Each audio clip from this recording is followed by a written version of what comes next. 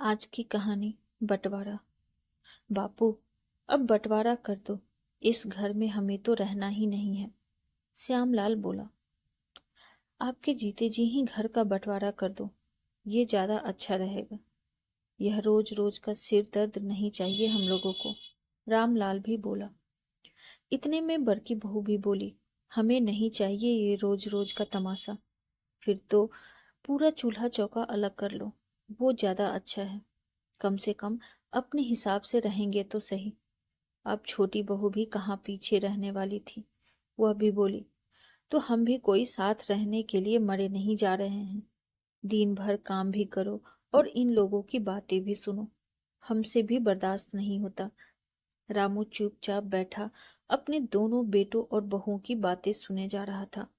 मन ही मन सोचते जा रहा था कि बंटवारा करने को तो सब लोग तैयार हो गए, जबकि इस घर में लगाया तो एक दिन का भी नहीं। रामू को याद आ रहा था कैसे आज से 25 साल पहले रामू और उसकी पत्नी रामेश्वरी ने एक एक दिन का जोड़कर ये घर बनाया था। पर आज उसके बेटे इस घर का भी बंटवारा करना चाह रहे थे। आज राजेश्वरी बहुत याद आ रही थी रामू को, जिसका देहांत अभी 2 साल पहले ही हुआ था। यह सोचकर रामू बोला, मैंने और तुम्हारी माँ ने एक एक दिन का जोड़कर इस घर को बनाया था, पर अब तुम दोनों भाई इसका बंटवारा करना चाहते हो। तो पहले यह भी बता दो कि बाप का बंटवारा किस तरह से करोगे। दोनों भाई एक दूसरे की शक्ल देखने लगे। तभी बड़ा भाई बोला, इसमें सोचना क्या है।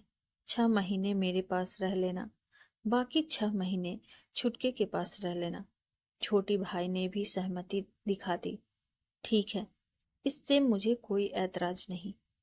यह सोचकर रामू मुस्कुरा दिया और काफी सोच समझकर बोला, बेटा एक काम करो, ये घर मेरा है तो तुम लोग अपना बंदोबस्त कहीं कर लो। 6 महीने बड़ा बेटा मेरा पास रह लेगा, फिर अगले 6 महीने छोटे बेटा मेरा पास रह लेगा।